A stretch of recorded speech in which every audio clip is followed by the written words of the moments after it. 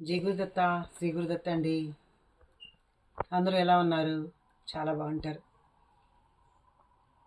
2-3 రోజులైంది కదా వీడియో తీసి.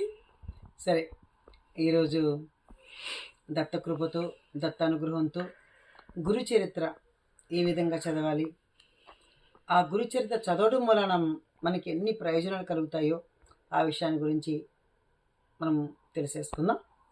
సరే, మీ అందరికీ నచ్చినట్లయితే లైక్ చేయండి, షేర్ చేయండి, కామెంట్ చేయండి. యూట్యూబ్ ప్రేక్షకులందరికీ మరొక్కసారి ధన్యవాదాలు తెలియజేసుకుంటున్నాను. చాలా అద్భుతంగా ఆదరిస్తున్నారు, మంచి కామెంట్స్ పెడుతున్నారు. చాలా చాలా సంతోషం అండి. ఇంకా విషయంలోకి వచ్చేద్దాం.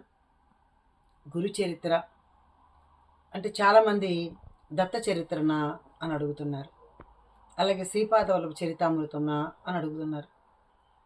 కాదండి, ఈ 3 బుక్స్కి చాలా తేడా ఉంది. గురు చరిత్ర అంటే దత్తాత్రేయ స్వామి 2వ అవతారమైనటువంటి నృసింహ సరస్వతి స్వామిది ఆ చరిత్ర. అంటే గానగాపురము, నరసోబవాడి, ఇలా కరంజ యొక్క స్వామి లీలలు ఎక్కువగా మనకు గురు చరిత్రలో కనిపిస్తాయి. గురువుని ఎలా సేవించాలి, గురువు దగ్గర మనం ఎలా ఉండాలి అనే అంశాలు చాలా అద్భుతంగా మనకు గురు చరిత్రలో కనిపిస్తాయి. ఈ గురు చరిత్ర అత్యంత అద్భుతమైన శక్తివంతమైంది. దానికే మన షిరిడి సాయినాథుడు కూడా కుషాబాబుతో 108 సార్లు గురు చరిత్రని చదువుకొని రమ్మన్నారు. అంటే దాన్ని పూర్తిగా తెలుసుకొని వస్తేనే కదా గురువు అంటే ఏంటో తెలిసేది అని చెప్పి అతనితో చదివించారు బాబావారు. గానుగాపురంలో 11 నెలలు అక్కడ ఉండి చదివారట. ఇది మనకు సాయిలీలామృతం కొన్ని గ్రంథాల్లో మనకు కనిపిస్తుంది. అలాగే సాటే అనే అతను కూడా ఇంత మనశ్శాంతి లేకుండా షిరిడీకి వస్తే బాబావారు అంటే తనకు మామూలుగా మంచి అలవాటు ఉంది కాబట్టి గురుచరిత్ర పారాయణ 1 వారం చేశారు. అయితే బాబావారు కలలో కనిపించి దీన్ని ఇంకొక వారం పారాయణం చేయమన్నట్లుగా తనకి కలలో చెప్తాడు. అప్పుడు నాకు అర్థం కాలేదు అని చెప్పి ఆ సాటే వేరే వాళ్ళని అడగటం, బాబావారే అవును దీన్ని ఇంకొక వారం పారాయణం చేయి, నీకు అత్యంత మేలు జరుగుతుంది అని బాబావారే స్వయంగా గురు చరిత్రను గురించి అద్భుతంగా మనకి చెప్పడం జరిగింది.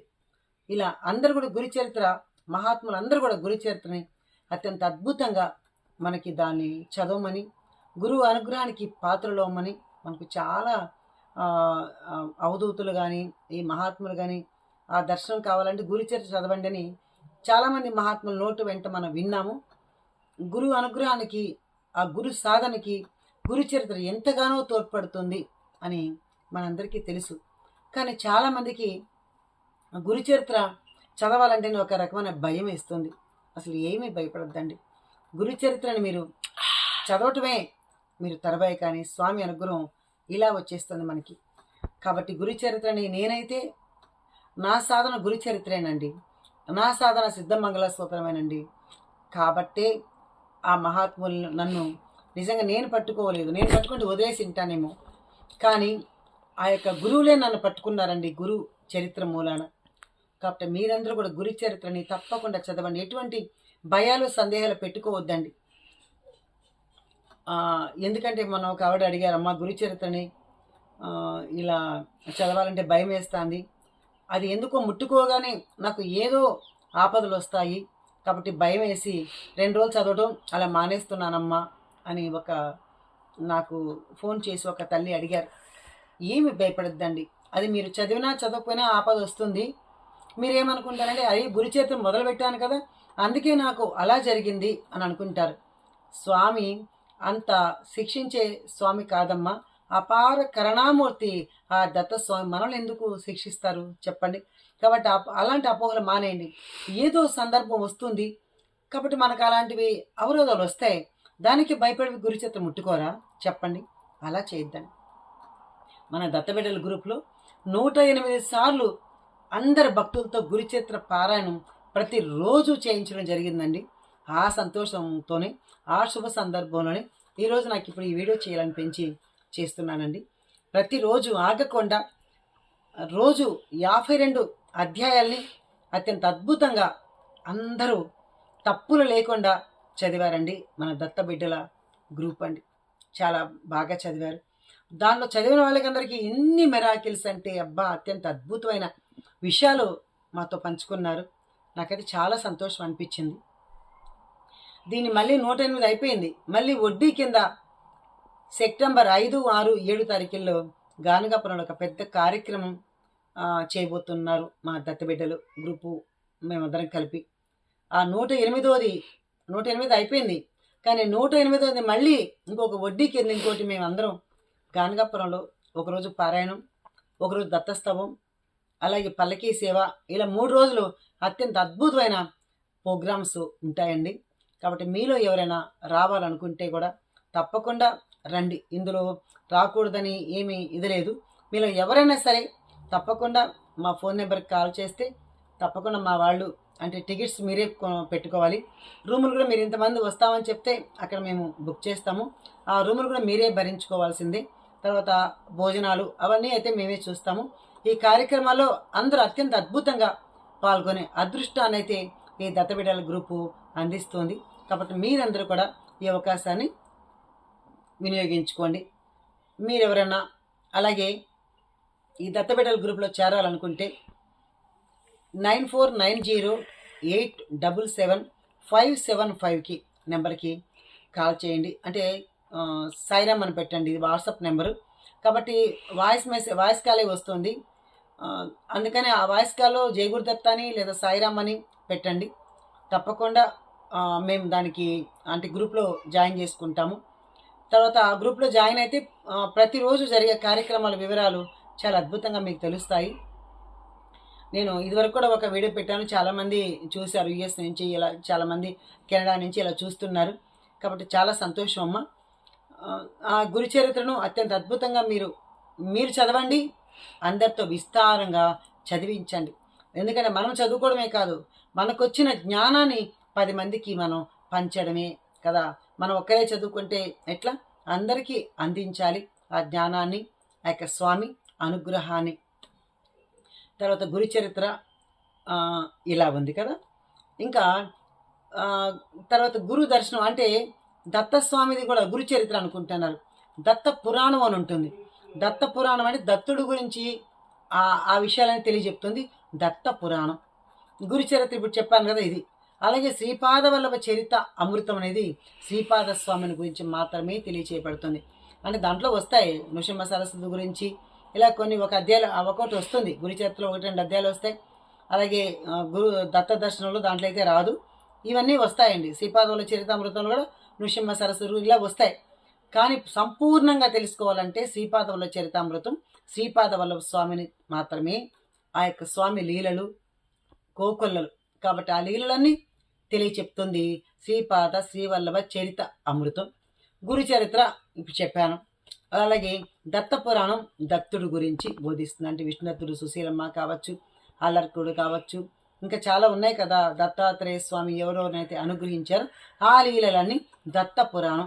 ఎందుకంటే ఈ 3 పాపం తేడా తెలియక చాలామంది అడుగుతుంటారు, అమ్మ అంటే దత్త చరిత్ర అంటే ఇదేనమ్మా అని అడుగుతుంటారు.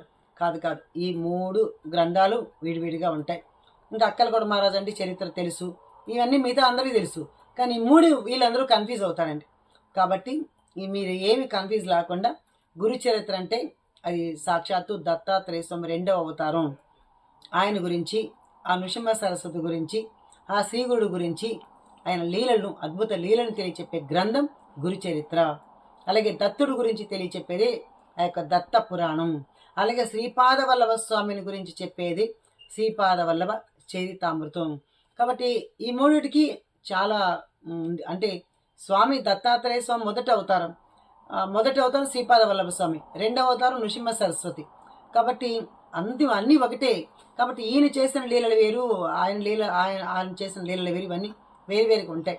లీల ఒక్కటే అయినప్పటికీ ఆయన ఏ ప్లేస్లో ఎవరెవరిని ఉద్ధరించారు, ఆ దత్తాత్రేయ స్వామి ఎవరెవరిని ఉద్ధరించబడ్డారు, ఆయన చేత ఎవరు ఉద్ధరించబడ్డారు, ఇవన్నీ మనకి దత్త పురాణంలో మనకు అద్భుతంగా తెలుస్తుంది.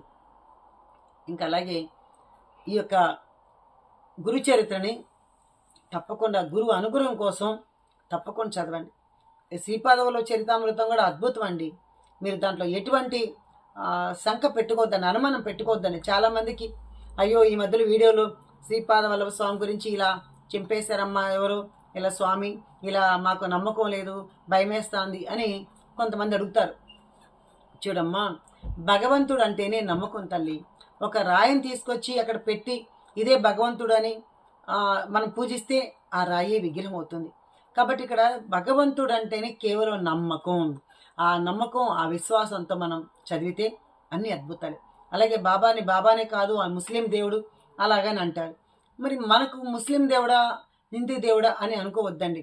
మీకు నచ్చింది మీరు ఏ భగవంతుడి దగ్గర వెళ్ళండి తప్ప మీరు ఎవరిని విమర్శలను తీసుకొని దాన్ని అపనమ్మకంతో మీరు చేయొద్దండి. ఎందుకంటే మళ్ళీ మనం దిగజారి కింద పడిపోతాం. ఆ దత్తభక్తి కలగడం అంటే మామూలు మాటలు కాదు కదా. దత్త అంటే ఎన్నో కొన్ని కోట్ల జన్మల అనుగ్రహం ఉంటేనే మనం దత్త అని అనగలిగాం కదా. మళ్ళీ ఎవరో చెప్పారని మళ్ళీ మీరు వెనక్కి వెళ్ళిపోతే ఎట్లా?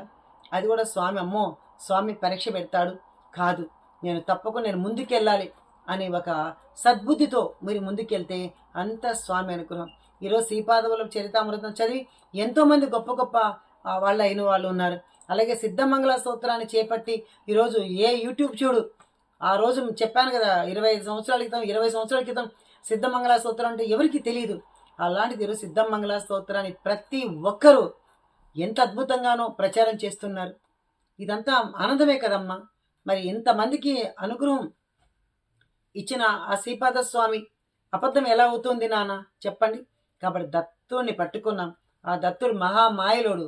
ఇలాంటి అబద్ధాలన్నీ మీ మనసుకు ఎక్కించి మళ్ళీ ఆయన యొక్క శక్తిని మీరు వెనక్కి పంపించుకోకండి. ఆ శక్తిని మనకి ఇచ్చాడు స్వామి. కాబట్టి దాన్ని ఇంకా ముందుకెళ్ళాలని మనస్ఫూర్తిగా నేనైతే చాలాసార్లు అనుకుంటున్నాను, చాలాసార్లు చెప్తున్నానమ్మా.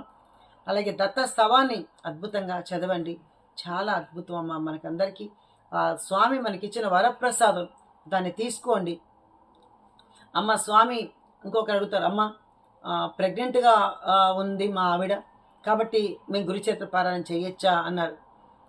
కంపల్సరీగా మనకు అనారోగ్యం ఉన్న వాళ్ళ దగ్గర కానీ, ప్రెగ్నెంట్గా ఉన్న వాళ్ళు కానీ, లేదంటే ఒక ఆర్థిక పరిస్థితి ఉన్న వాళ్ళు కానీ, వీళ్ళందరూ కూడా మహాత్ముల అనుగ్రహం, దత్తానుగ్రహం పొందితే తప్పకుండా మనకు ఆటోమేటిక్గా చాలా మిరాకిల్స్ జరిగాయి. ఈరోజు గొప్ప గొప్ప అయిన వాళ్ళు ఉన్నారండి. ఆ యొక్క గురుచరిత్ర పారాయణం చేస్తే శ్రీపాద వల్లభ చరితామృతం కనీసం చదవకపోయినా ఆ యొక్క యూట్యూబ్లో పెట్టుకొని విన్నా సరే, ఈరోజు కనీసం సిజరన్ లేకుండా నార్మల్ డెలివరీ అయిన మంచి మహాభక్తులు వారి ఇంట్లో పుట్టారండి. ఇలా ఎన్నో ఈ సాక్షాత్తు మేము కళ్ళతో ప్రత్యక్షంగా చూసాం నాన్న. కాబట్టి మీరు ఎటువంటి అనుమానాలకు తావి ఇవ్వద్దండి నా. ఎందుకంటే ఫస్ట్ మనకు ఎందులోనైనా దూరాలంటే అనుమానమే పెట్టుకోవద్దండి. అనుమానంతో మనం ఏం చేస్తామమ్మా చెప్పు. కేవలం దేవుడు అంటే నమ్మకం. ఇప్పుడు ఎవరైనా అంటారు దేవుడిని చూపించంటే చూపిస్తాం, కానీ ఎవరైనా కరెంట్ ఉంది అంటే కరెంట్ ఉంది కదా, మరి దాన్ని చూపించంటే ఏలి పెట్టామనుకో ప్లగ్లు చేయగలుగుతుంది. అలాగే మనం భగవంతుని దగ్గర ఆటలు ఆడకూడదు. భగవంతుడు అంటేనే కేవలం నమ్మకం, విశ్వాసం. ఆ విశ్వాసంతో మీరు ఏ పనైనా చేయండి, స్వామి వచ్చి మన కోరికలు తీరుస్తారు. ఈరోజు ఎంతమంది దత్తభక్తులు అయ్యారు, ఎంతమంది గురుచరిత్ర పారాయణ చేసి గురు అనుగ్రహానికి పాత్రలైనారు.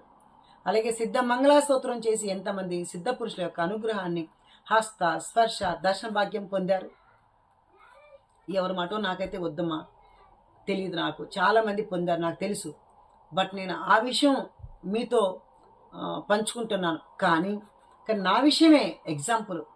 ఎంతో అనుగ్రహాన్ని, దత్త అనుగ్రహాన్ని ఒక విధంగా పరిపూర్ణంగా పొందాను అని గొప్పగా చెప్తున్నానమ్మా. నేను నిజంగా చెప్తున్నాను. దేనికంటే దత్త అనుగ్రహం చిన్న విషయం చెప్తాను, మీకు పంచుకుంటున్నాను. ఈ మధ్యలో నేను వీడియోలు కూడా సరిగ్గా చేయడం లేదు.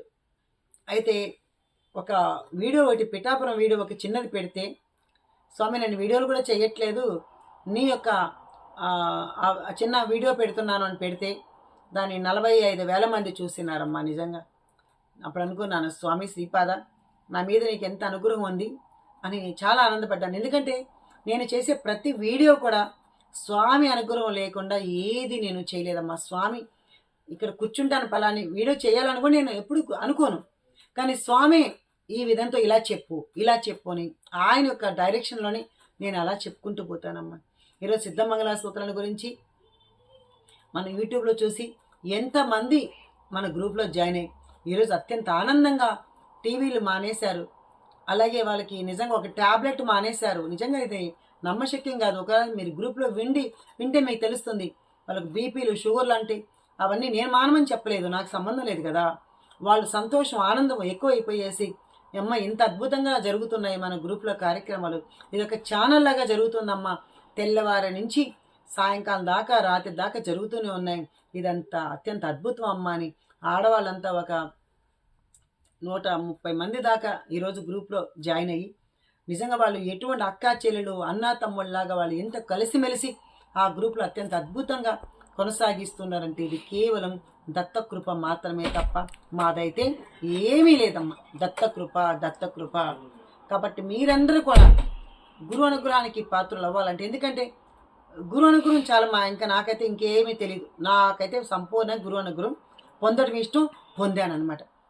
అట్లా పొందితే ఇంకా జీవితంలో ఏదైనా సాధించేయచ్చమ్మా. నాకైతే అదే అనిపిస్తుంది. ఈరోజు ఎవరైనా మనల్ని తిట్టారు అనుకుంటే కూడా గురువు అనుగ్రహం పొందడం వలన రేపు వాళ్ళే వచ్చి మనల్ని క్షమించండి అని అడిగే సందర్భాలు కూడా ఎన్నో ఉన్నాయి నాన్న. ఇది లేదు అనుకుంటే గురు అనుగ్రహం వలన ఆటోమేటిక్గా అప్రయత్నంగా మన చేతులకు వచ్చి పడిపోయే సందర్భాలు ఎన్నో ఉన్నాయండి. ఇది 1, 2 అని చెప్పడానికి లేదమ్మా గురు అనుగ్రహంలో. కాబట్టి అవధూతుల అనుగ్రహం, మహాత్ముల అనుగ్రహం, సిద్ధపురుషుల అనుగ్రహం తప్పకుండా మనం అంతా పొందితే అంతా ఆనందమే తల్లి. కాబట్టి ఆ యొక్క అనుగ్రహం పొందాలంటే ఏం చేయాలి? గురు చరిత్ర చదవండి, భయం పెట్టుకోవద్దండి. అమ్మో అది చదివితే నాకేం ప్రమాదం వస్తుందో, అది చదివితే బుక్ ఎత్తుకోగానే ఏవో అవాంతరాలు వస్తున్నాయి కదా అని ఇలాంటి ఆలోచనలు మానేయండి. ఏం పర్వాలేదు, వచ్చింది మళ్ళీ తీసుకోండి. స్వామి పరీక్ష పెడతాడు కదా, ఆ పరీక్ష మనం నెగ్గాలి కదా, దానికే ఓడిపోతే ఎలాగా మనం? కాబట్టి గురు చరిత్ర అత్యంత అద్భుతంతో మీరు తీసుకోండి, ఏ భయపడద్దండి. అలాగే సిద్ధమంగళ స్తోత్రం చదవండి. చాలామంది కామెంట్స్ పెట్టారమ్మా, సిద్ధమంగళ స్తోత్రం చదువుతూనే ఉన్నా, మా పనులు అవ్వలేదమ్మా, ఇదే క్వశ్చన్ పాపం చాలామంది. అది నేను మీకు ఎన్నోసార్లు చెప్పాను, ఒక మీగడ వేసేసి పాలు కాస్తామమ్మా, ఆ పాలు కాగినాక మరిగిపోయి కిందంతా అడుగంటిపోతుంది. అప్పుడు ఆ పాత్ర పారేద్దాం అనుకునేంత స్థితి గల పాత్ర, కానీ కొత్తది, ఏం చేయలేం. అప్పుడు దాన్ని వేసి పీసేసి రుద్దుతాం పోల, మళ్ళీ నానబెట్టాం, మళ్ళీ నీళ్ళు పోసాం, మళ్ళీ నానబెట్టాం, మళ్ళీ తోమాం, మళ్ళీ పోల. ఎప్పటిదాకా నానబెడతాం, ఎప్పటిదాకా తోముతాం? అది మనకు ఆ కోరిక అంటే తీరేంతవరకు, అంటే ఆ గిన్నె మాడంతా పోయేసి తెల్లగా వచ్చేంతవరకు మనం తోముతాం కదా. అలాగే మన కోరికలు తీరినాయి కదా అని అనుకోవద్దండి. తీరినా కూడా స్వామికి మనం కృతజ్ఞతాపూర్వకంగా చదువుతూనే ఉండండి. ఈ కోరిక పోతే ఇంకో కోరిక వస్తుంది, ఇంకో కోరిక పోతే ఇంకో కోరిక. కాబట్టి ఆ స్వామి అపార కృపామూర్తమ్మ. కాబట్టి మీరు అయ్యో ఇట్లా దత్తస్తవం చదివితే నా పనులు అవలా అన్నవాళ్ళు ఉన్నారు, దత్తస్తవం చదివితే నా ప్రాణం నిలబెట్టాడమ్మా దత్తుడు అన్నవాళ్ళు ఉన్నారు, సిద్ధమంగళ స్తోత్రం చదివితే నాకు ఈ పనులు అవ్వలేదమ్మా అన్నవాళ్ళు ఉన్నారు, సిద్ధమంగళ స్తోత్రం చదివితే అబ్బా ఎంత నాకు అదృష్టమ్మా, దాని నమ్మకం లేకుండా చదివాను అయినా సరే స్వామి కరుణ అపారంగా నా మీద ఉందమ్మా అని చెప్పిన వాళ్ళు ఉన్నారు. కాబట్టి అలా ఉన్నారు, ఇలా ఉన్నారు. కాబట్టి మన భక్తిలో లోపమే కానీ స్వామిలో లోపం కానే కాదు. అందుకే గురు చరిత్రలో మొట్టమొదటి అధ్యాయంలోని నామధారకుడు అత్యంత అద్భుతంగా చెప్పాడు, స్వామి యొక్క కరుణ అపారంగా సమంగా వర్షిస్తుంది అని సిద్ధ సరస్వతి నామధారకుడితో చెప్పాడు కదా. కాబట్టి ఇక్కడ భగవంతుడి యొక్క అనుగ్రహం సమానంగా మనకు వర్షిస్తుంది, కానీ మనం దాన్ని పట్టుకోవాలంతే. కానీ మనం అందరం పట్టుకున్నాం దత్త అనుగ్రహానికి, తప్పకుండా మనం అందరం పాత్రులు అవుదాం నాన్న. మనం ఇంకా దీని మీద సందేహం అయితే పెట్టుకోకుండా లేదు. ఒక్కసారి నా మాట వినండి, నిర్మలమ్మ చెప్పింది, మా దత్తబిడ్డలు నిర్మలమ్మ చెప్పింది, ఆమె కోసమైనా నేను చదువుతాను అని చెప్పేసి నా కోసం ఒక్కసారి సిద్ధమంగళ స్తోత్రం చదివి చూడండి, ఒక్కసారి గురుచరిత్ర పారాయణ చేయండి. దత్తుడు మిమ్మల్ని వచ్చి ఇలా పట్టేసుకొని ఇలా ఒళ్ళో కూర్చోబెట్టుకొని శ్రీపాద వల్లభరారా నిన్నెతి బుద్ధాడెదరా, శ్రీపాద వల్లభరారా నిన్నెతి ముద్దాడెదరా, అసుమతి తనయారారా సుమధర దరహాస, అనుదుటన కస్తూరి తిలకం చిరునవ్వులు చిందే అదరం, నుదుటన కస్తూరి తిలకం చిరునవ్వులు చిందే అదరం, ఆ మల్లెలు మాలలు గుచ్చి నీ మెడలో వేసెదరారా, ఆ మల్లెలు మాలలు గుచ్చి నీ మెడలో వేసెదరారా, శ్రీపాద వల్లభరారా నిన్నెతి ముద్దాడెదరా అసుమతి తనయారారా సుమధర దరహాస. ఆ వెండి గిన్నెలో పాలు అది నీకై ఉంచితిరారా, వెండి గిన్నెలో పాలు అది నీకై ఉంచితిరారా.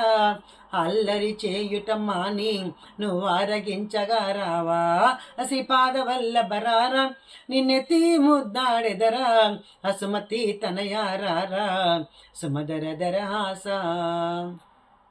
కోటి వెన్నెల సాటి నీ మోమున వెలిగే కాంతి, కోటి వెన్నెల సాటి నీ మోమున వెలిగే కాంతి. నీ దర్శన భాగ్యముతోటే తొలుగును పాపపురాసి. శ్రీపాద వల్లభరారం నిన్నెతి ముద్దాడెదరా అసుమతి తనయారారా సుమధర దరహాస. శ్రీపాద వల్లభ రారా.